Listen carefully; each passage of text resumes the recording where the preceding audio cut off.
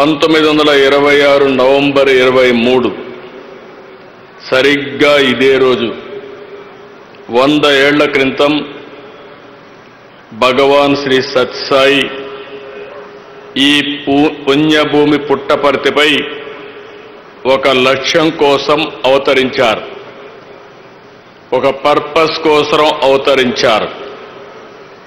ఈ పవిత్ర నేలపై 86 ఏళ్లు తన జీవన ప్రమాణాన్ని సాగించి ప్రపంచానికి భగవాన్ సాయి సిద్ధాంతాన్ని అందించారు, జ్ఞానాన్ని బోధించారు, సన్మార్గాన్ని చూపించారు. సమాజ సేవ, అసాధారణ శక్తులు, సమస్యకు పరిష్కారం, ఆధ్యాత్మిక భావన, ప్రశాంత జీవనం, ముక్తి మార్గంతో శ్రీ సత్యసాయి కోట్ల మంది జీవితాలను ప్రభావితం చేశారు.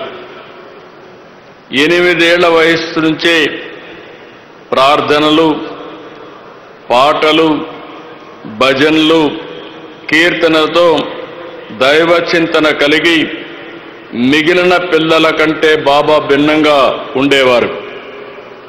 1940 మే 23న అప్పుడు సత్యసాయి వయసు కేవలం 14 ఏళ్లు. ఆ వయసులోనే సత్యనారాయణరాజుగా తన పూర్వాశ్రాన్ని వదులుకుని సత్యసాయిగా సాక్షాత్కరించారు. ఎందుకు నేను ఈ మాట వాడుతున్నారంటే, ఆయన ఒక పర్పస్ కోసం ఈ భూమి మీదకి వచ్చాడు. అది వచ్చింది కూడా పుట్టపర్తి.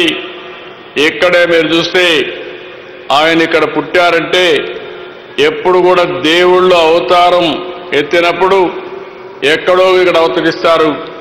అలాంటి సత్యసాయిబాబా గారు ఈ పవిత్రమైన భూమిని ఎంపిక చేసుకున్నారని చెప్పి కూడా నేను మీకు తెలియజేస్తున్నా. ప్రపంచానికి సాయి సిద్ధాంతం ద్వారా జ్ఞానాన్ని, సన్మార్గాన్ని చూపించారు. చిత్రావతి నది ఒడ్డున పుట్టపర్తిని ఆధ్యాత్మికతకు, దైవత్వానికి కేంద్రంగా మార్చారు. ఒక మాటలో చెప్పాలంటే మానవ రూపంలో మనం చూసిన దైవ స్వరూపమే శ్రీ సత్యసాయి. ఆ మహనీయుని 100వ జయంతి సందర్భంగా ఆయన సేవలు స్మరించుకోవడం మనందరి అదృష్టం.